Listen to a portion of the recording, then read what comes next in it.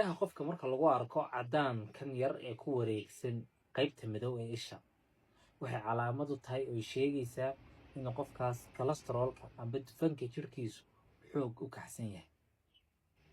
waxaa la dhahdaa haddii qof weyn oo da' lagu arko, tusaale ahaan qof weyn oo 60 ka weyn 70 80 haddii lagu arko waa normal, waa dabiici, wax dhibaato ma laha. laakiin haddii qof dhalinyaro ah 45 ka yar amba 50 sano ka yar lagu arko, waxay calaamad u tahay cholesterolka jirkiisa oo xoog kacsan. cholesterolka xididada ku jiray oo batay kadib dufankii iyo qayb ka mid ah subagii ayaa ku ururaya isha qaybta madow oo ka yimaada xididada dhiigga.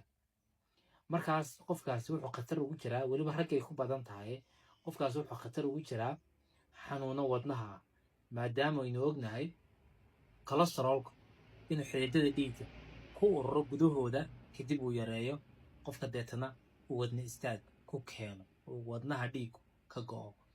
marka waxaa la dhahdaa calaamaday leedahay bahashan yari. calaamadaha waxaa ka mid ah inay labada indhoodba ku samaysanto in aanay xanuun lahayn, araggana waxba uma dhinto. bahashan yari aragga waxba kama dhinto, waxba kama nusqaamiso. marka qofka dhalinyarta waxaa loo samayn doonaa in cholesterolka jirkiisa la eego, la baaro, kadibna cholesterolka qofkaas la daweeyo. waa calaamad inoo sheegaysa inuu cholesterolka jirka qofkaasi uu sareeyo oo uu kacsan yahay.